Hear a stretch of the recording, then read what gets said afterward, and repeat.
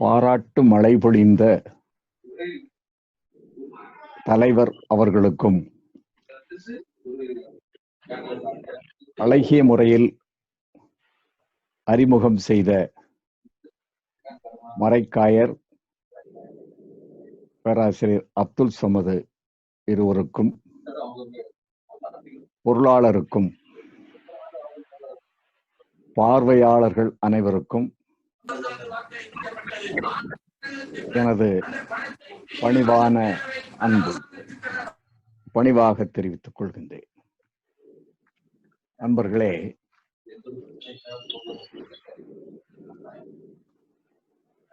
இனக்குழு சமூகம் ஒரு சொல்லாடல் நாம் அடிக்கடி கேட்டிருக்கிறோம்.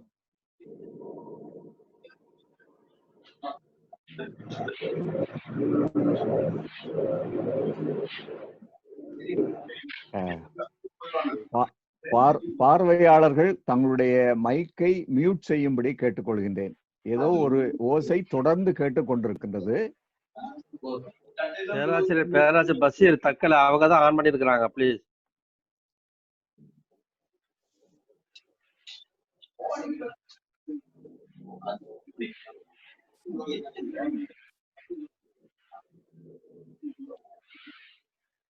இனக்குழு சமூகம் ஒரு உரையாடல் அடிக்கடி நாம் கேட்கின்றோம்.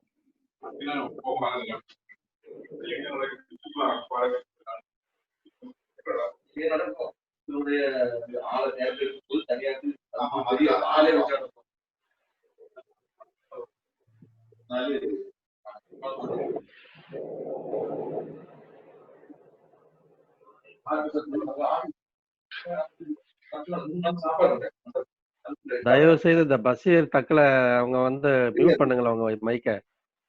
இந்த ரைட்ஸ் ஆஃப் கைண்ட்னஸ் போட்டுருக்காரு பஹ்ரைன், அவங்களே மியூட் பண்ணுங்க தயவு செய்து. ரைட்ஸ் ஆஃப் கைண்ட்னஸ் பஹ்ரைன் போட்டுருக்காங்க, அவங்களே மியூட் பண்றாங்க தயவு செய்து. தக்கலை பஷீர் சாஹிப் கேட்கல, நீங்க ஆடியோ இல்லையா உங்கள்கிட்ட? கொஞ்சம் மியூட் பண்ணுங்க தயவு செய்து.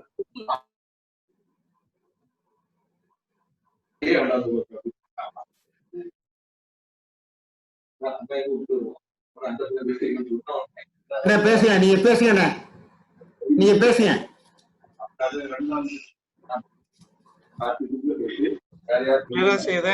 அவரையும் மீட் பண்ணிடுங்க.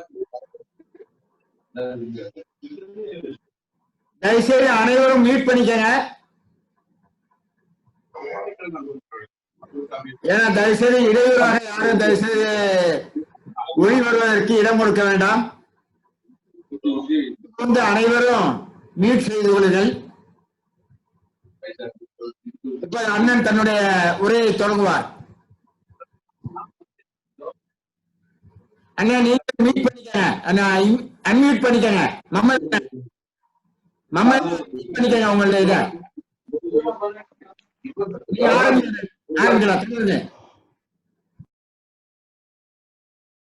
இனக்குழு சமூகம் இதை பற்றியான உரையாடல்களை நாம் அடிக்கடி கேட்கின்றோம்.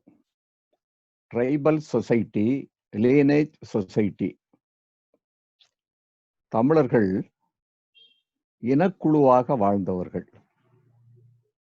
ஆவியர், ஓவியர், அதியர், வேளிர் என்றெல்லாம் பல்வேறு இனக்குழுக்களாக வாழ்ந்து பின்னாளில் ஒரே இனமாக, தமிழினமாக நாம் இன்று வாழ்ந்து வருகின்றோம்.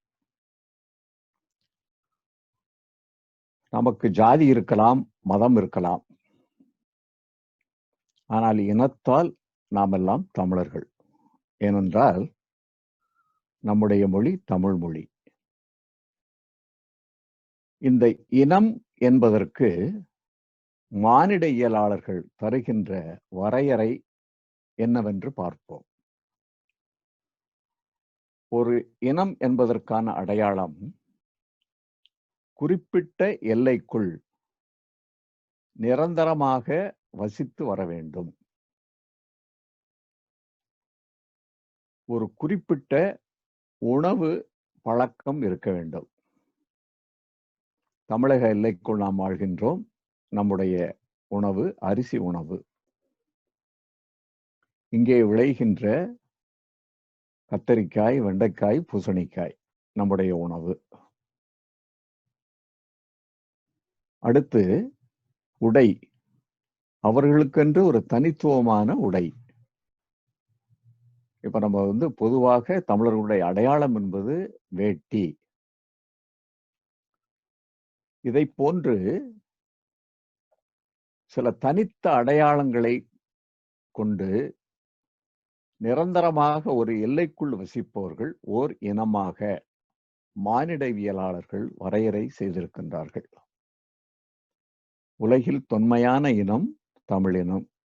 இதை போன்று தொன்மையான இனம் அரேபிய இனம், கிரேக்க இனம், சீன இனம், இப்படியாக உலகில் பல இனத்தை சேர்ந்த மக்கள். இந்த இனத்தை சேர்ந்த மக்கள் சந்திக்கும் பொழுது ஒரு பண்பாட்டு கலப்பு ஏற்படும். அது தவிர்க்க முடியாதது. நமது இட்லியும் உப்புமாவும் வடநாட்டில் சாப்பிடுகின்றார்கள், உணவு கலப்பு. சப்பாத்தியும் குலோப் ஜாமுன் நாம் சாப்பிடுகின்றோம், வடக்கிலிருந்து வந்த கலப்பு. இதை போன்று இசை. நம் இசையில் தமிழ் இசை மட்டும் இல்லை, வட இந்திய இந்துஸ்தானி இசை கலந்திருக்கிறது, பாரசீக இசை, அரேபிய இசை என்றெல்லாம் கலந்து பெரும் தாக்கத்தை ஏற்படுத்தியிருக்கின்றது. இசையில், இசைக்கருவிகளில் அரேபியாவில் உள்ள தப்சு இசைக்கருவியை நமது இஸ்லாமிய பாணர்கள் என்ற பக்கீர்கள் பயன்படுத்தி வருகின்றார்கள். ஒரு சான்றுக்காக ஒன்று இரண்டை நான் சொல்லுகின்றேன். வழிபாடு, இறை வழிபாடு. தமிழினம் இயற்கை வழிபாட்டை கொண்டது. வானர மகளிர், நீரற மகளிர், மலையற மகளிர் என்று இயற்கையை வணங்கியவர்கள் தமிழர்கள். இறந்த தம் முன்னோர்களை, வாழ்வாங்கு வாழ்ந்த பெரியோர்களை வணங்குகின்ற முறையை உடையது தமிழினம். இங்கே இந்த பல்வேறு தெய்வங்களை வணங்கி வந்த நிலையில் ஓரிரை கொள்கையை வலியுறுத்தும் சைவ சமயம் வருகின்றது, வைணவ சமயம் வருகின்றது, கிறிஸ்தவ சமயம் வருகின்றது, இஸ்லாம் சமயம் வருகின்றது. ஆக இறை வணக்கத்தில் ஒரு தாக்கம் ஏற்பட்டு ஒரு கலப்பு ஏற்படுகின்றது. இது இனங்கள் சந்திக்கும் பொழுது ஏற்படுகின்ற தவிர்க்க முடியாத கலப்பு. இதை 2500 ஆண்டுகளுக்கு முன்பே தொல்காப்பியர் தன்னுடைய மொழி இலக்கண நூலான தொல்காப்பியத்தில் பதிவு செய்திருக்கின்றார். தெய்வம், உணா, மாம், மரம், புல், பறை, செய்தி, யாழின் பகுதியோடு. தெய்வம் பண்பாட்டினுடைய அடையாளம், உணவு பண்பாட்டினுடைய அடையாளம், மா விலங்கு பண்பாட்டினுடைய அடையாளம். ஆஸ்திரேலியாவில் இருக்கக்கூடிய கங்காரு தமிழ்நாட்டில் கிடையாது, தமிழகத்திற்கு என்று குறிப்பிட்ட விலங்குகள். அதை போன்று மரம், புல், பறவைகள், பறை, யாழ், இசை. இசை என்பது ஒரு பண்பாட்டின் அடையாளம். அது பண்பாட்டின் அடையாளமாக இருப்பதால் இன்னொரு இனம் சந்திக்கும் பொழுது அங்கே ஒரு கலப்பு ஏற்படும். நிச்சயமாக தவிர்க்க முடியாத ஒரு தாக்கம் ஏற்படும். இஸ்லாம் சமயம் வடக்கிலிருந்து வந்ததல்ல, சிலர் நினைப்பது போல் அக்பர், ஜஹாங்கீர், ஷாஜஹான் போன்ற முகலாய ஆட்சியாளர்களுடைய காலத்தில் இஸ்லாம் இங்கு வரவில்லை. 2500 ஆண்டுகளுக்கு முன்பே சங்க இலக்கியங்கள் சோழர்கள், யவனர்களை பற்றியான பதிவுகளை ஆங்கே செய்துள்ளதை நாம் அறிவோம். தமிழ் மன்னர்களுக்கு குதிரைகளை வழங்கியவர்கள், குதிரைகளை பழக்கியவர்கள் சோனகர்கள் என்று அழைக்கப்படும் அரேபியர்கள். மாணிக்கவாசகர் பாண்டிய மன்னனுக்காக குதிரை வாங்க சென்ற அந்த நிகழ்வுகளை எல்லாம் நாம் அறிந்திருக்கின்றோம். 1300 ஆண்டு கால தாக்கம். இஸ்லாம் சமயம் தோன்றி ஒரு 100 ஆண்டுக்குள் தமிழகத்தை வந்து அடைகின்றது. இந்த வரலாற்றை நாம் பார்க்கின்றோம். கிபி 700 இஸ்லாம் தமிழகத்திற்கு வந்து விடுகின்றது. ஏறக்குறைய 1300 ஆண்டு காலம் அரேபிய இனத்தினுடைய பண்பாடும் தமிழகத்தின் பண்பாடும் பெரும் தாக்கத்திற்கு உள்ளாகி ஒரு பண்பாட்டு கலப்பு இங்கே ஏற்படுகின்றது. அரபு தமிழ் என்றெல்லாம் நாம் கேள்விப்பட்டிருக்கின்றோம். ஆக பௌத்தம் தமிழகத்திற்கு வந்தது, நமக்கு ஒரு மணிமேகலை கிடைத்தது. சமணம் தமிழகத்திற்கு வந்தது, நமக்கு சீவக சிந்தாமணி கிடைத்தது.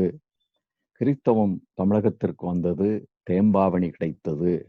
இஸ்லாம் தமிழகத்திற்கு வந்தது, சீரா புராணம். இன்னும் எத்தனையோ இலக்கியங்கள். இந்த நிகழ்ச்சியில் நாம் அதைத்தான் பார்க்க இருக்கின்றோம். கவிதையிலும் கலைகளிலும் ஒரு கலப்பு ஏற்பட்டிருக்கின்றது.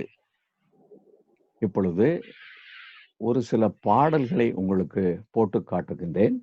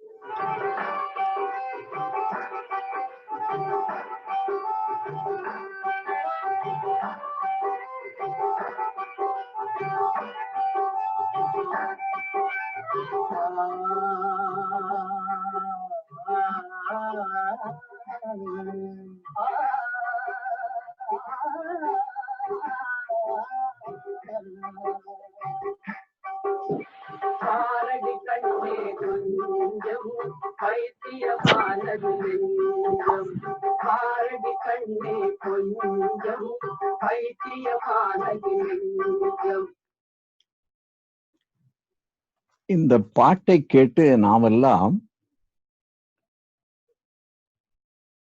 மிகவே ரசித்து கேட்டிருக்கின்றோம், இன்றும் கேட்டு வருகின்றோம்.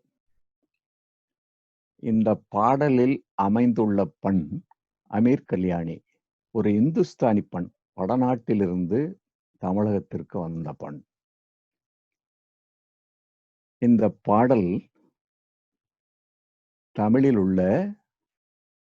எழுதப்பட்ட கசல் பாடல். ஆக இந்த கசல் என்ற ஒரு இசை வடிவமும் ஒரு இந்துஸ்தானியின் அமீர் கல்யாணி என்ற பண்ணும் நம்முடைய திரைப்படத்தில் வந்து நமக்கு ஒரு தாக்கத்தை ஏற்படுத்தியிருக்கின்றது. இன்னொரு பாடலை நாம் பார்ப்போம்.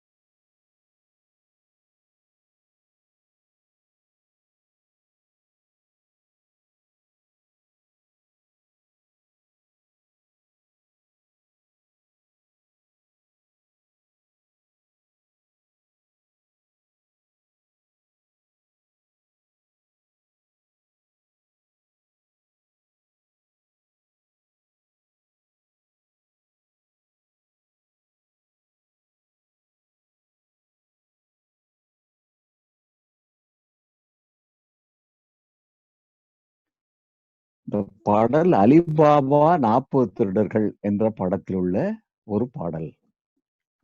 அலிபாபா 40 திருடர்கள் ஒரு திரைக்காவியம்.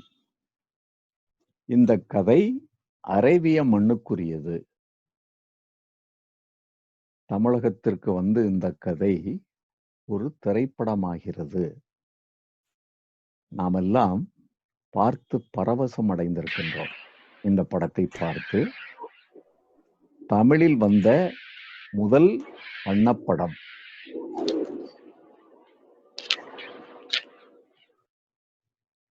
இந்த பாடல் வகுளாபரணம் என்ற பண்ணில் அமைந்தது.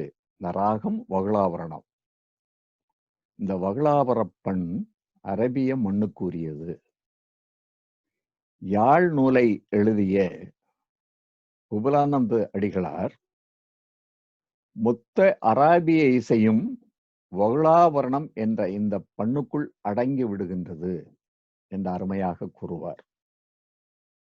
இந்த பண்பாட்டு கலப்பு, கலையில் கலப்பு, இசையில் கலப்பு எவ்வாறு இருக்கிறது என்பதற்காக இந்த பாடல்களை உங்களுக்கு போட்டு காட்டினேன். அடுத்து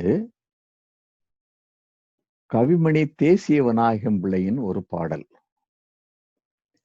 வெயில் கேற்ற நிழலுண்டு, வீசும் தென்றல் காற்றுண்டு, வெயில் கேற்ற நிழலுண்டு, கையில் கம்பன் கவியுண்டு, கலசம் நிறை அமுதுண்டு.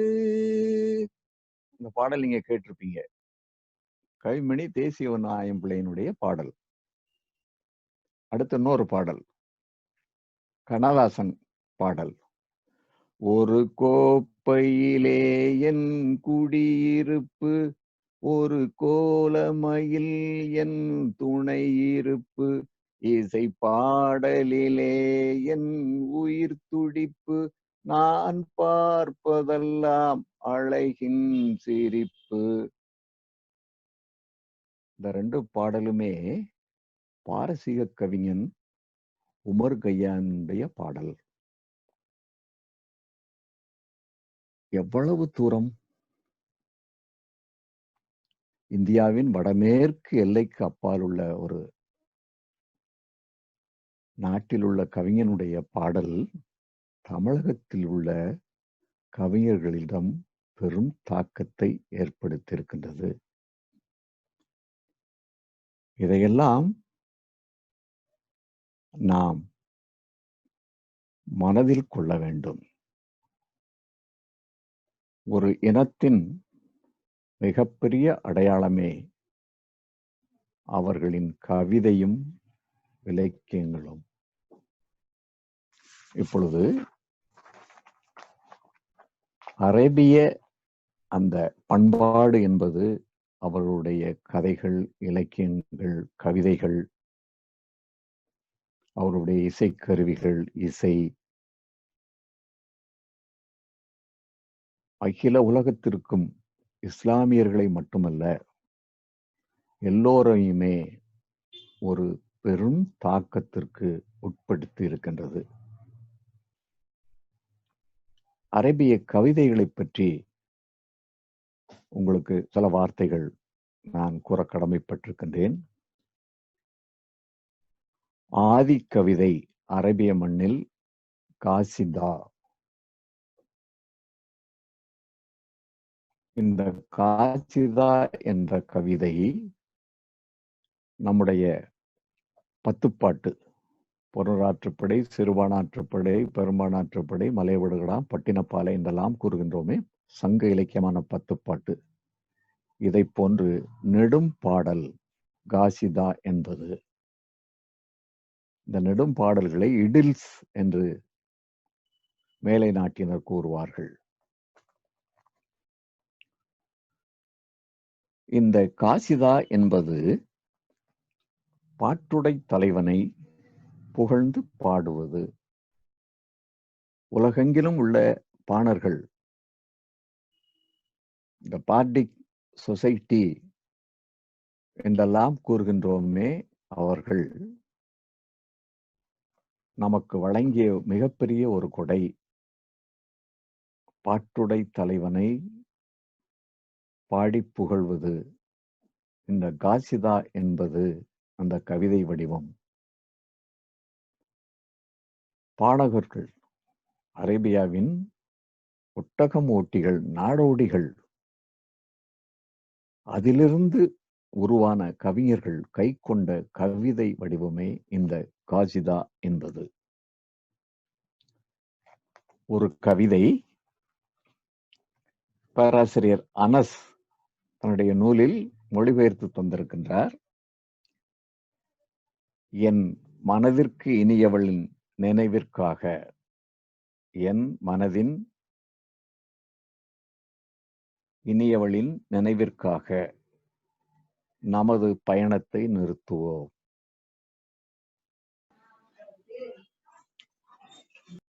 மனதிற்கு இனியவளின் நினைவிற்காக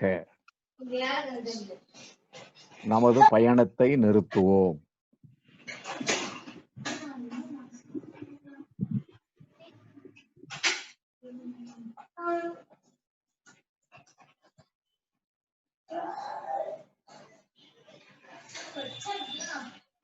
இடையூறாக வரும் இந்த சத்தத்திற்காக நம்முடைய பேச்சை நிறுத்துவோம்.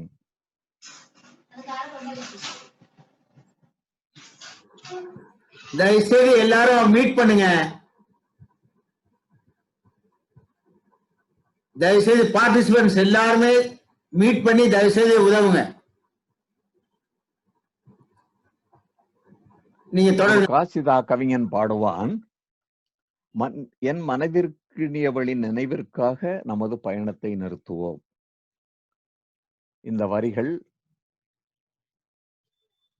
பட்டினைப்பாலை என்ற சங்க இலக்கியத்தில் வருகின்ற வரிகளை எனக்கு நினைவூட்டியது. இந்த பட்டினப்பாலை என்பது பட்டினம் பாலை, பாலை என்றால் பிரிவு, பட்டினம் காவிரி பூம்பட்டினம். அந்த தலைவன் சொல்லுகின்றான், அவன் பொருள் காரணமாக தலைவியை பிரிந்து செல்கின்றான்.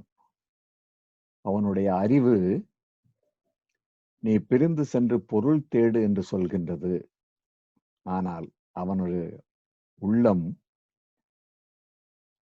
உன் தலைவியை பிரிந்து போகாதே என்று கூறுகின்றது. அந்த தேய்புரி ஒரு பழங்கயிற்றை 2 யானைகள் இழுப்பதைப் போல அவன் அல்லாடுகின்றான். அப்பொழுது அவன் கூறுகின்றான், முட்டாச்சிறப்பின் பட்டினம் பெரினும் வார் இருங்கூந்தல் வயங்கு இலை ஒளிய வாரேன், பிரிய மாட்டேன். இந்த காசிதா பாடிய அந்த நெடும்பாட்டை பாடிய கவிஞனுக்கும் பட்டினப்பாலை பாடிய இந்த புலவனின் உள்ளத்திற்கும் என்ன ஒரு இயைபு பாருங்கள். அடுத்து இந்த காசிதாவை பற்றி நான் கூறியது எதற்காக என்றால், இந்த காசிதாவில் இருந்துதான் கசல் என்ற ஒரு கவிதை வடிவம் பிறக்கின்றது. கசல் என்றால் காதல் துயர், துயரமான காதல் என்று பொருள். காதலுக்கான இரங்கற்பா என்று கூறுவோம். ஒன்றுமில்லை, நம்முடைய பழைய அகப்பாடல்.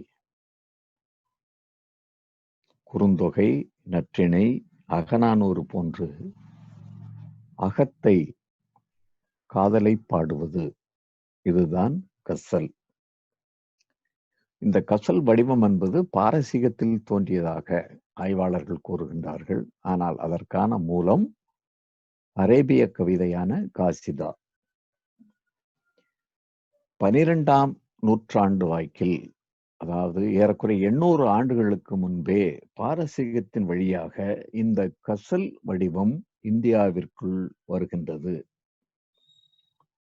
சூஃபி கசல் என்ற பெயரையும் பெறுகின்றது. சூஃபியர் இறை காதல் பற்றி தங்களுடைய கசல்களில் பாடுகின்றார்கள்.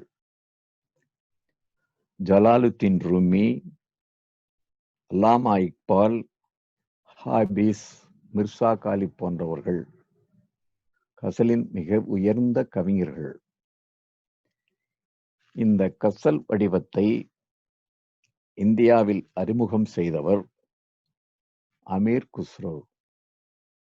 ஏறக்குறைய 13ஆம் நூற்றாம் ஆண்டு அளவிலேயே இங்கு வந்து 700 ஆண்டு காலமாக இந்த கசல் வடிவம் நம்முள் கலந்து பெரும் தாக்கத்தை ஏற்படுத்தி வருகின்றது. இந்த ஒரு பாடல், பாரடி கண்ணே பாடல், இதற்குத்தான் உங்களுக்கு நான் போட்டு காட்டினேன். கசல் இசை மேதைகள் குலாம் அலி, மெஹதி ஹசன், ஜகத்சிங் சிங் போன்ற மாபெரும் கசல் பாடகர்கள், உலகம் போற்றும் கசல் பாடகர்கள். அடுத்து கவ்வாலி என்ற ஒரு வடிவம். அரபிய சொல் கவ்வால் என்பது அந்த சொல்லிலிருந்து வந்ததுதான் கவ்வாலி. அதாவது கவ்வால் என்றதற்கு பொருள் அட்ரன்சஸ் ஆஃப் ப்ராஃபட் முகமது, கண்ணியத்திற்குரிய நபிகள் நாயகம் மொழிந்தவை என்று நாம் தமிழில் கூறலாம். இது ஒரு இந்துஸ்தானி இசை மரபு. உருவாக்கியவர் அமீர் குஸ்ரோ.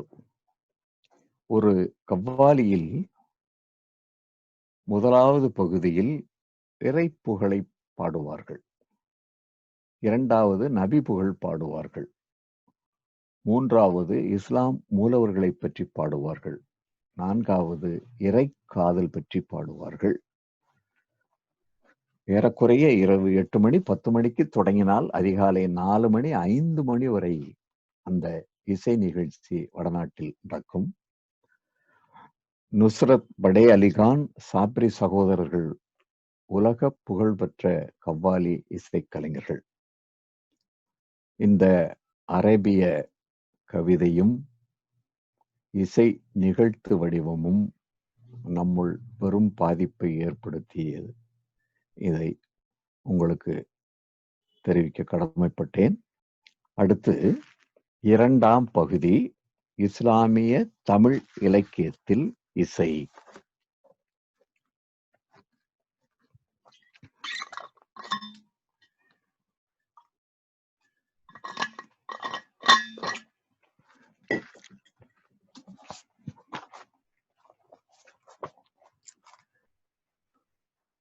ஐம்பெரும் காப்பியங்களை பற்றி தமிழில் நாம் பார்க்கின்றோம். 5 சிறு காப்பியங்களை பற்றி படிக்கின்றோம். இஸ்லாமியர்கள் தமிழுக்கு அளித்த கொடை 18 காப்பியங்களை வழங்கியிருக்கின்றார்கள். புத்திலக்கியங்களாக புதுமையான இலக்கியங்கள், தமிழில் அதுவரை இல்லாத இலக்கியங்களாக நாமா,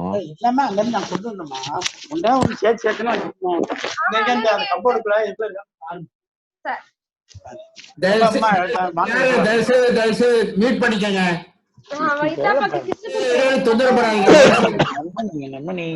மகரூப் காஜியா கொஞ்சம் மியூட் பண்ணுங்க தயவு செய்து.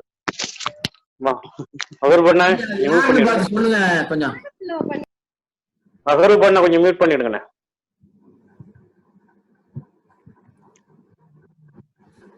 தமிழில் அதுவரை இல்லாத இலக்கியமாக புதிதாக புத்திலக்கியங்களை படைத்தவர்கள் இஸ்லாமியர்கள். நாமா, கிஸ்ஸா, மசலா, படைப்போர், திருமண வாழ்த்து இவையெல்லாம் தமிழுக்கு இஸ்லாமியர் தந்த புத்திலக்கிய கொடைகள். முதலில் எல்லோரும் போற்றும் சீரா புராணம் உமர் புலவர் தந்தது. அதிலுள்ள இசை செய்திகளை பார்க்கலாம். தெரிந்த பாலன செருத்து பண் ஏழையும், நபி அவதார படலம் 1வது பாடல். அது 56வது படலமாக சீராவில் வருவது நபி அவதார படலம். அதில் 1ஆம் பாடலில் உமறுப்புலவர் தருகின்ற செய்தி தெரிந்த பாலன செருத்து பண் ஏழையும். இது ரொம்ப முக்கியமானது. பண் ஏழையும்ங்கிறது தமிழ்ல வந்து 7 பெரும் பாலைகள் அப்படின்னு சொல்லுவாங்க. இப்போது நாம் வழக்கில் இருக்கக்கூடிய அரிகாம்பதி, நடபைரவி, செவ்வழிப்பாலை, சங்கராபரணம், கரகரப்பிரியா, தோடி, கல்யாணி, இந்த 7ம் 7 பெரும் பாலைகள். இதை தன்னுடைய சீராவில் உமறு புலவர் பதிவு செய்கின்றார். இது ஒரு முக்கியமான பதிவு. அடுத்து ஒவ்வொரு செய்திகளையும் நேரம் கருதி ஒவ்வொரு இலக்கியத்தில் இருக்கக்கூடிய செய்திகளை நாம் அப்படியே சொல்லிவிட்டு செய்திருக்கேன். குலாம் காதிர் நாவலர் ரொம்ப முக்கியமான ஒரு நாகூர் புராணம் தந்த குலாம் காதிர் நாவலர் தன்னுடைய நாகூர் புராணத்தில் யாழ் வகைகளை எல்லாம் பதிவு செய்கின்றார். எத்தனை யாழ்கள் இருக்கோ அதை பதிவு செய்கின்றார். 21, 19 இப்படியெல்லாம் யாழ் நரம்புகள் கட்டி தமிழகத்தில் நம் முன்னோர்கள் பாடியிருக்கின்றார்கள், யாழ் மீட்டி இருக்கின்றார்கள். அதையெல்லாம் பதிவு செய்கின்றார். அடுத்து முக்கியமானது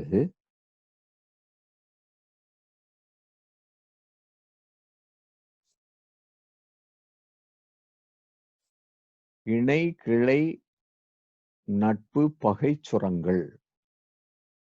இசை தெரிந்தவர்கள் இதை பற்றி நன்கு அறிவார்கள். இப்ப இசையில் 7 சுரங்கள், சரிகம பதனி. இந்த சா பா என்பது இணை சுரங்கள், டாமினன்ட் நோட்டு. சாவுக்கு பா டாமினன்ட் நோட்டு. அடுத்து ரீ 1 நோட்டு, அதுக்கு தா 1 2 டாமினன்ட் நோட்டு. இத மாதிரி சப் டாமினன்ட் கிளை சுரங்கள், மீடியம் டாமினன்ட் நட்பு சுரம். அடுத்து பகை சுரங்கள், டிசனன்ட் நோட்டு. இதெல்லாம் பற்றி ஆபிரகாம் பண்டிதரிலிருந்து சங்க இலக்கியங்கள், கல்லாடம் எல்லாம் இதை பற்றியெல்லாம் விரிவாக பேசுகின்றன. இந்த செய்திகளை எல்லாம் நன்கு அறிந்து தன்னுடைய நாகூர் புராணத்தில் இணை கிளை பகை நட்பு சுரங்களை பற்றி அருமையான ஒரு பதிவை செய்திருக்கின்றார். அது மட்டுமல்ல, இசை நுணுக்க இன்பம் என்றொரு நூல் எழுதியிருக்கின்றார். நான் எவ்வளவோ தேடியும் அந்த நூல் எனக்கு கிடைக்கவில்லை. குலாம் காதிர் நாவலர் எழுதிய இசை நுணுக்க இன்பம் என்ற நூல் நம்முடைய அன்பர்கள் யாராவது இருந்தால் எனக்கு ஒரு படி எடுத்து கொடுத்தால் என்னுடைய ஆய்வுக்கு உதவும். அன்பர்கள் யாரிடமாவது இருந்தால் எனக்கு அனுப்பி தருமாறு அன்பாக உங்களை வேண்டிக் கொள்கின்றேன்.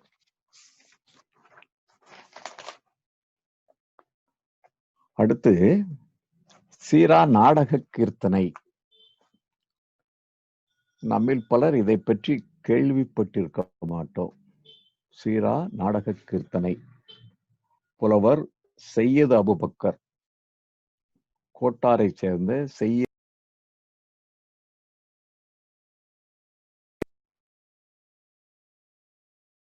சிஸ்தியா தரிகாவை சேர்ந்தவர். இந்த செய்திகளை எல்லாம் எனக்கு தந்தவர் நம்முடைய கோட்டார் கபீர் அவர்கள். இந்த நிகழ்ச்சியில் அவர் பங்கேற்றிருக்கின்றார். அவருக்கு நன்றி. நிறைய செய்திகளை அவர் பரிமாறிக்கொண்டார். அவரை ஒரு பேட்டி எடுத்து நிறைய செய்திகள் பேட்டி எடுத்து நாம் ஒரு குறுந்தகடாக கூட கொண்டு வரலாம். இந்த சீரா நாடக கீர்த்தனை பாடிய புலவர் சையது அபுபக்கர் சுசீந்திரம் கோவிலில் ஒரு அன்பரை சந்திக்கின்றார். அவர் வேறு யாருமல்ல, அருணாசல கவிராயர். தமிழ் இசை மும்மூர்த்திகள் முத்துத்தாண்டவர், மாரிமுத்தா பிள்ளை, அருணாசல கவிராயர். இந்த அருணாசல கவிராயர் ஆண்டுதோறும் சுசீந்திரம் கோவிலுக்கு வருகின்ற ஒரு வளமை கொண்டவர். அவ்வாறு வந்திருக்கும் பொழுது நம்முடைய சீரா நாடக கீர்த்தனை பாடிய புலவர் சையத் அபுபக்கர் அவரை சந்திக்கின்றார். இருவரும் பேசிக் கொள்கின்றார்கள், நண்பர்களாகிக் கொள்கிறார்கள். தமிழில் முதலில் கீர்த்தனைகளை கொண்டே ஒரு நாடகம் இயற்றியவர் அருணாசல கவிராயர். ராம நாடக கீர்த்தனை. அவருடைய சமகாலத்திலேயே சீரா நாடக கீர்த்தனையை பாடியவர் சையத் அபுபக்கர் புலவர். அதாவது தமிழில் ஒரு புதிய ஒரு நாடக வடிவம், இசை வடிவம் வந்த உடனேயே இஸ்லாமியர்கள் அதை போன்று ஒன்று படைப்பது வியப்பிற்குரிய ஒன்றல்ல. இது எப்போதும் இங்கே நடந்து வந்திருக்கின்றது. நான் கபீர் சொன்னதை போல நம்முடைய மறைந்த பாடகர் குமரி அபுபக்கர் அவர்கள் நம்முடைய பொருளாளர் ஷாஜகானிடம் சீரா நாடக கீர்த்தனை பழைய நூல் ஒன்றை அளித்ததாக நான் அறிய வருகின்றேன். பொருளாளரை கேட்டுக்கொள்வது மிக மிக முக்கியமான நூல். எப்பேற்பட்டாவது இந்த நூலை யுனிவர்சல் ஷாஜகான் வெளியிட வேண்டும். அதை பதிப்பிக்கும் பொழுது எனக்கு ஒரு நகல் எடுத்து தந்தால் என்னால் முடிந்த அளவுக்கு அதனுடைய பிழைகளை பார்த்து தருகின்ற பொறுப்பு எனக்குரியது. நம்முடைய பொருளாளர் ஷாஜகான் இதை மனதில் கொள்ள வேண்டும் என்று கேட்டுக்கொள்கின்றேன். அடுத்து திருப்புகழுடைய சந்தப்பாடல், இன்னும் சொல்ல போனால் வண்ணப்பாடல், அதற்கு மயங்காதவர்கள் யாருமே இல்லை. எப்போதுமே இந்த சந்த வண்ணப்பாடல்கள், அதில் இருக்கும் தாளம் நம்மளை கட்டி போட்டு விடும்.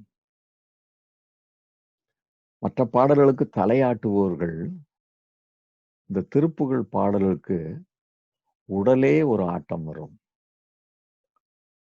இந்த திருப்புகழில் பாடலில் மயங்கிய காசிம் புலவர் அதை போன்று பாடுகின்றார், திருப்புகழ் பாடுகின்றார்.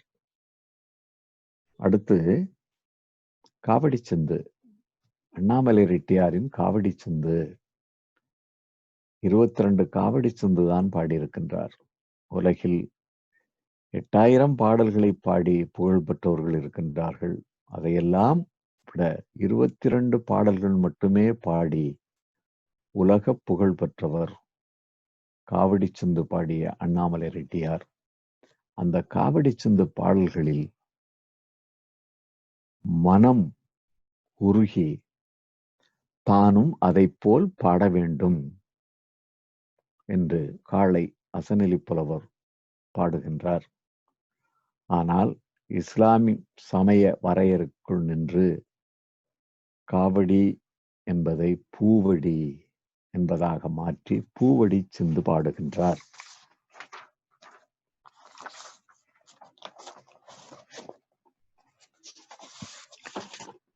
தமிழ் காப்பிய இலக்கியங்களில் ஏனைய பாடல் இலக்கியங்களை நாம் பார்த்தோம். அடுத்து நாடக இலக்கியங்கள், அதில் உள்ள இசைகளை பார்ப்போம்.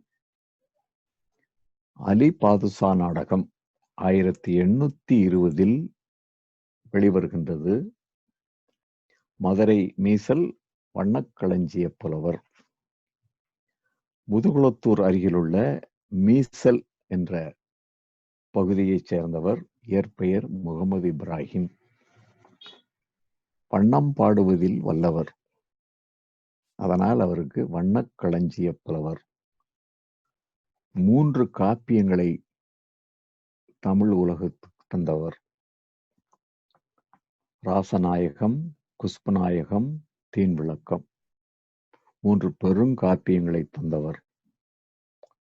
அடுத்து சீரா வண்ணம் என்ற வண்ண இலக்கியத்தையும் தந்தவர்.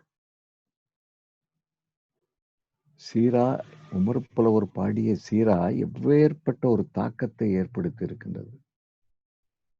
சீரா வண்ணம் பாடுகின்றார். அதனால் தான் அவர் வண்ணக்களஞ்சிய புலவர்.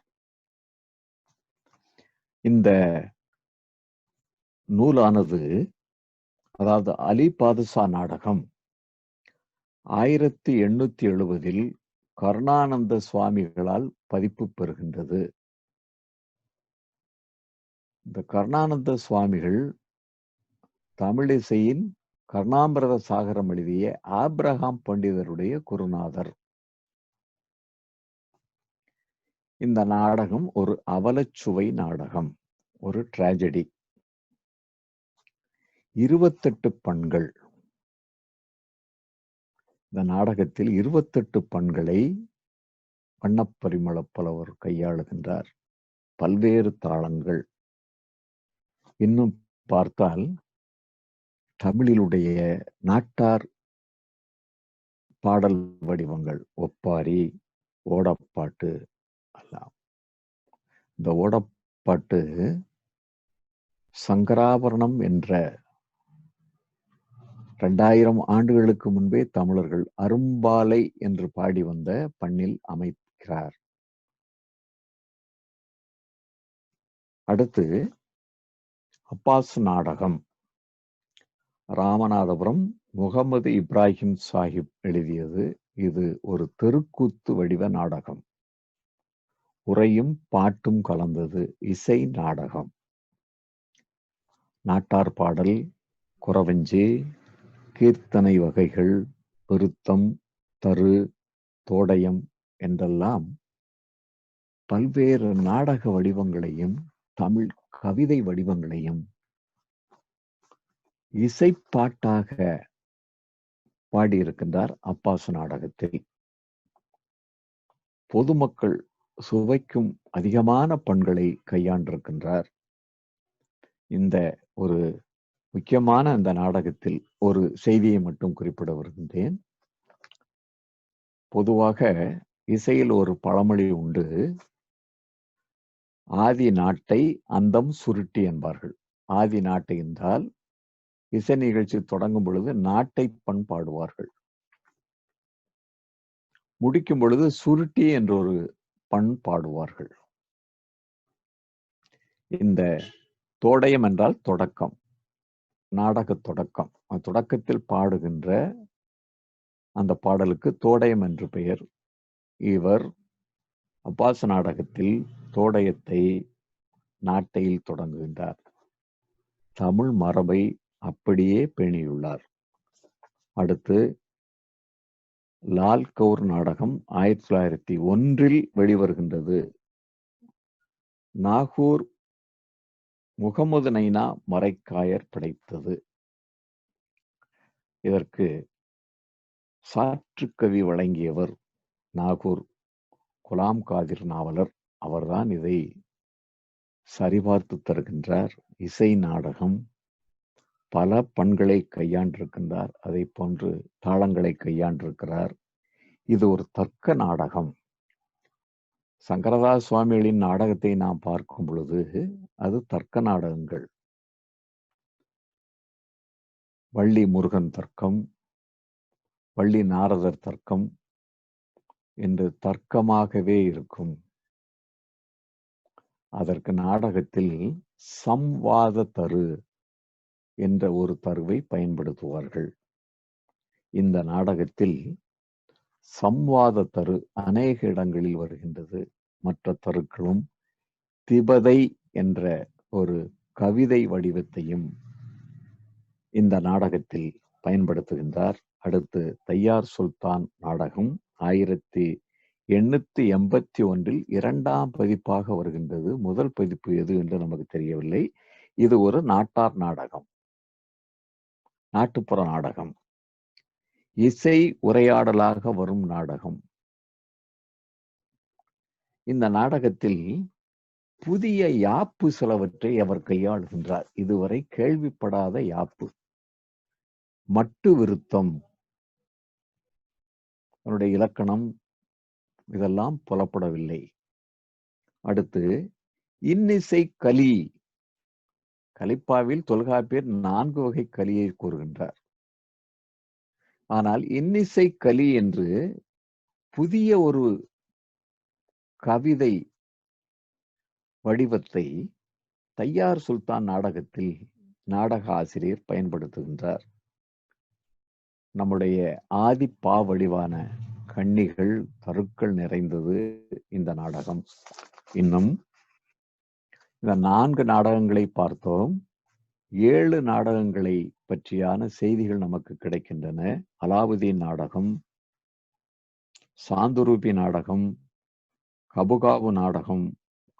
இந்த நாடகங்களின் பெயர்கள் தான் தெரிகின்றதை தவிர இந்த நாடக நூலை பற்றி நாம் அறிய முடியவில்லை. இந்த நான் கொஞ்சம் விளக்கமாக சொன்ன இந்த 4 நூல்களையும் பதிப்பித்து நமக்கு கையளித்தவர் நம்முடைய இஸ்லாமிய இலக்கிய கழகத்தின் தலைவராக இருக்கும் கண்ணியத்திற்குரிய சேமு முகமது அலி அவர்களுக்கு தமிழ் கூர் நல்லுலகம் நன்றி கூற கடமைப்பட்டிருக்கின்றது. இந்த 4 நாடக நூல்களும் இறந்து விடாமல் பேணி பாதுகாத்தவர் நம்முடைய தலைவர் அவர்கள். எனக்கு இந்த 4 நாடக நூல்களையும் எனக்கு அளித்தவர் நம்முடைய பொதுச் செயலாளர் பேராசிரியர் கண்ணியத்திற்குரிய நம்முடைய அப்துல் சமத் அவர்களுக்கும் என்னுடைய நன்றியை தெரிவித்துக் கொள்கின்றேன். அடுத்து நண்பர்களே, சூஃபி இலக்கியங்களை பற்றி ஒரு சில செய்திகளை உங்களுக்கு நான் கூற கடமைப்பட்டிருக்கின்றேன். கோட்டார் ஞானியார் சாஹிப் இவர் மன்சூர் ஹல்லாஜ் என்ற சூஃபி ஞானியின் அந்த தரிகாவை அல்லாஜ் தரிகாவை கை கொண்டவர். அதாவது அல்லாஜ் தரிகா என்றால் நெறி, அந்த நெறியை கை கொண்டவர். இவர் பாடிய அந்த தொகுப்பு நூலை நாம் பார்த்தால் பிரம்மாண்டமாக இருக்கும். பாடி குவித்திருக்கின்றார். பிள்ளைத்தமிழ் பாடுகின்றார், ஞானப்பாடல், ஞான தேவாரம் என்று பாடியிருக்கின்றார், ஞான அம்மானை பாடியிருக்கின்றார், பதிகம் கலம்பகம் என்றெல்லாம் பாடுகின்றார், ஞான கீர்த்தனை 21 கீர்த்தனைகளை பாடியிருக்கின்றார், பல்வேறு பண்களை ராகங்களில் பாடுகின்றார், தாளங்களை அமைத்திருக்கின்றார். அடுத்து குணங்குடியார் காதிரியா நெறியைச் சேர்ந்தவர். மொஹிதீன் அப்துல் காதர் ஜெயிலானி என்ற சூஃபியை குருவாக கொண்டவர். 1079 பாடல்களை பாடியிருக்கின்றார் குணங்குடியார். தாய்மானவர், வள்ளலார், சித்தர்கள் இவர்களுடைய தாக்கம் குணங்குடியாரிடம் நாம் பார்க்கின்றோம். குணங்குடியாரின் பாடல் தொகுப்புக்கு நாம் நமது மறைந்த கவிக்கோ அப்துல் ரஹ்மான் அவர்களுக்கு பெரிதும் கடமைப்பட்டிருக்கின்றோம். மிகச் சிறந்த முறையில் அடிக்குறிப்பு எழுதி திருந்திய பதிப்பாக அவர் கொண்டு வந்ததற்கு நாமெல்லாம் நன்றி கடன் பட்டிருக்கின்றோம். சதக நூல்கள், அதாவது 100 பாடல்களாக பாடுவது, சதகம் பாடுவது, மொஹிதீன் சதகம், அகத்தீசன் சதகம், இப்படியெல்லாம் பாடியிருக்கின்றார். கண்ணிகள், நிராமயம், பராபரம், எக்கால கண்ணி, ரகுமான் கண்ணி, மனோன்மணி கண்ணி என்று கண்ணி என்ற ஆதி பா வடிவத்தில் நிறைய பாடல்கள் பாடியிருக்கின்றார். கண்ணி என்பது ஒரு நாட்டார் இசைப்பாடல் வகை. தாலாட்டு கண்ணிகளாக அமைந்திருக்கும். ஒரு கண்ணி என்பது 2 அடியாக இருக்கும். நம்முடைய தாய்மார்கள் பாடலில் நாம் கேட்கலாம். கொல்லத்திலே வியாபாரம், கொத்தமல்லி வியாபாரம், கொத்தமல்லி வித்து போட்டு கொலுசு பண்ணி வாராக. உறங்காத கண்ணுக்கு ஊசி கொண்டு மையெழுதி, தூங்காத கண்ணுக்கு துரும்பு கொண்டு மையெழுதி, இப்படி தாலாட்டு கன்னிகளாக வரும். இதுதான் ஆதிப்பா வடிவம். தாலாட்டுத்தான் முதல் இசைப்பாடல் வகையைச் சேர்ந்தது. ஆக பல கன்னி வடிவங்களை எடுத்து பாடியிருக்கின்றார். என்னுடைய இசை ஆசிரியர் வி.பா.க. சுந்தரம் அவர்கள், அவர் இயைபு பாடல்களில் அமைப்பதை பற்றி ஒரு பெரிய கட்டுரையை எழுதியிருக்கின்றார். உங்களுக்கெல்லாம் தெரியும், அதாவது எதுகை, மோனை, முரண், இயைபு. எதுகை என்பது புலவர் செய்யுளில் பார்க்கலாம் அதன் அழகை. பண்டார் வளவயல் சூழ் மல்லுவ நாட்டெங்கோமான் தண்டார் புலர் சந்திரன் சுவர்க்கே கொண்டாடும் பாவலன்பால் நின்ற பசி போல நீங்கிற்றே காவலன்பால் நின்ற களி. வண்டார் தண்டார், அந்த இரண்டாவது எழுத்து ஒன்றி வருவது எதுகை, முதல் எழுத்து ஒன்றி வருவது மோனை. இயைபு என்பது ஈற்று சொல் ஒன்றி வருவது, அதுதான் இசைப்பாடலுக்கு அழகு. செய்யுளுக்கு அழகு எதுகை, நாட்டார் பாடலுக்கு அழகு மோனை, இசைப்பாடலுக்கு அழகு இயைபு. இந்த இயைபில் கைதேர்ந்தவர் குணங்குடி மஸ்தான். ஒரு கண்ணதாசன் பாடலில் ஒரு இயைபை பார்க்க, பறவை பறந்து செல்ல விடுவேனோ, அந்த பரம்பொருள் வந்தாலும் தருவேனோ. பாருங்க, வருவேனோ தருவேனோ, இயைபு. தனதானா தனதானா அந்த சந்தத்தில் இருக்கும். அதுதான் கேட்பதற்கு நம் உள்ளத்தை எல்லாம் கொள்ளை கொள்வது. என்ன நினைத்து என்னை அழைத்தாயோ, ஏன் இந்த கோலத்தை கொடுத்தாயோ. அழைத்தாயோ கொடுத்தாயோ, தனத்தானா தனத்தானா, இப்படி சந்தத்தில் அமையும் பொழுது இயைபுகள், அந்த இசைப்பாடல் கேட்பதற்கு அவ்வளவு இனிமையா இருக்கும். இப்ப தாஜ்மஹால் போன்று அடுக்கடுக்கான இயைபுகளை அமைப்பதில் வல்லவர் குணங்குடி மஸ்தான் என்று என்னுடைய ஆசிரியர் பாராட்டி ஒரு பெரிய கட்டுரையை எழுதியிருக்கின்றார். அவரை பற்றி ஒரே ஒரு இனிய செய்தியை உங்களுக்கு சொல்ல கடமைப்பட்டிருக்கின்றேன். அதாவது பிரைடல் மிஸ்டிசிசம் என்று சொல்வார்கள், நாயக நாயகி பாவம். அதாவது தன்னை ஆணாக பாவித்து இறைவனை பெண்ணாக பாவித்து பாடுவது, தன்னை பெண்ணாக பாவித்து இறைவனை ஆணாக பாடுவது, இப்படியெல்லாம் நடக்கும். தேவாரத்தின் தொடக்க பாடல் ஞானசம்பந்தருடைய பாடல், தோடுடைய சிவை என் விடையேறிய அந்த பாடல், அதில் அருமையாக பாடுவார். காடுடைய சுடலை பொடி பூசி, சுடுகாட்டு சாம்பலை எல்லாம் பூசியிருக்கின்றான் ஆடல் வல்லான் நடராஜன் சிவபெருமான். அவரை எப்படி சொல்கிறார் என்றால், என் உள்ளம் கவர் கள்வன். ஞானசம்பந்தர் தன்னை பெண்ணாக பாவித்து சிவபெருமானை ஆணாக பாவித்து பாடுகின்ற அகப்பாடல். தேவாரத்தின் முதல் பாடலே அகப்பாடல். ஆனால் நம்முடைய சூஃபியர்கள் இறைவனை பெண்ணாக பாவித்து தன்னை ஆணாக பாவித்து பாடுவார்கள். ஒரு பாடல் மனோன்மணிக்கண்ணியில் உள்ள பாடல். என்னை விட்டால் மாப்பிள்ளைமார் எத்தனையோ உண்டனுக்கு, உன்னை விட்டால் பெண் எனக்கும் உண்டோ மனோன்மணியே. இதை உள்வாங்கி நாளை நமதே படத்தில் வாலி எழுதிய பாடல், என்னை விட்டால் யாருமில்லை கண்மணியே உன் கை இணைக்க, உன்னை விட்டால் வேறொருத்தி எண்ணவில்லை நான் காதலிக்க. எவ்வளவு பெரிய ஒரு பாதிப்பை குணங்குடி மஸ்தான் நமது சமகால கவிஞர் வாலிக்கு ஏற்படுத்தியிருக்கின்றார் என்பதை நாம் பார்க்க வேண்டும். அடுத்து தக்கலை பீரப்பா.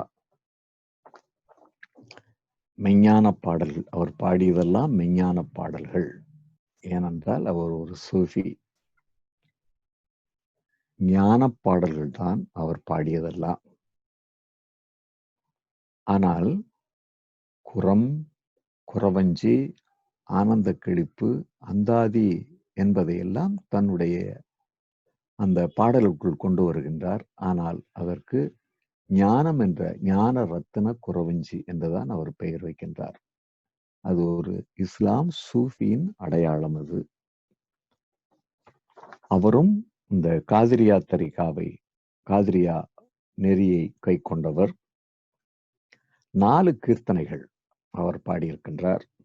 உசேனி, சாவேரி, வராளி, புன்னாக வராளி. இந்த நிகழ்ச்சியில் கலந்து கொள்ளும் தமிழகத்தின் ஒப்பற்ற நாடக கலைஞர் ராஜபாற்று ராஜா என்ற சாகுல் மீது பாடி, தக்கலை ஹாமி முஸ்தபா பீரப்பாவின் பாடல்களை குறுந்தகடாக கொண்டு வந்தோம். கவிக்கோ அப்துல் ரஹ்மான் அவர்கள் வெளியிட்டது உங்களுக்கு நினைவுக்காக கூறுகின்றேன். ஒரு பொது குறிப்பாக நான் கூற வருவது, நம்முடைய இஸ்லாம் சமயத்தைச் சேர்ந்த கவிஞர்கள் எல்லாம் மரபு கவிஞர்கள், மரபு கவிதைகளில் ஆழங்கால் படிந்தவர்கள். தமிழில் எத்தனை கவிதை வடிவங்கள் இருக்கோ, கலிப்பா, சிறியப்பா, வஞ்சிப்பா, உரல்களி, விருத்தம், அறுசீர் விருத்தம், எண்சீர் விருத்தம், களி, நெடிலடி விருத்தம், எப்படியெல்லாம் எத்தனை யாப்பு வகைகள் இருக்கோ அத்தனையிலும் பாடிய மரபு கவிஞர்கள் நம்முடைய சூஃபி இசையாளர்கள். அடுத்து அதே சமயம் அவர்கள் நாட்டார் கவிஞர்கள். அதுதான் ரொம்ப முக்கியமானது. இந்த ரெண்டும் சேர்ந்து இருப்பது அபூர்வமானது. நம்முடைய தமிழில் பாடிய இஸ்லாமிய கவிஞர்களின் கவிதையாக்கத்தில் இந்த 2 மரபுகளும், புலவர் மரபும் நாட்டார் மரபும் இணைந்து வருவதை நாம் பார்க்கின்றோம். இன்னும் இளையாங்குடி கச்சிப்பிள்ளை அம்மாள், தென்காசி பரமளத்தம்மாள் இவர்களை பற்றியெல்லாம் பேச வேண்டும். நேரம் கருதி பிறிதொரு நிகழ்ச்சியில் நாம் பேசலாம். அதுவரை உங்களிடமிருந்து தற்காலிகமாக விடைபெறும் உங்கள் அன்பு தமிழிசை ஆய்வாளர் முகமது. எல்லோருக்கும் என்னுடைய நன்றி, என்னுடைய அன்பு.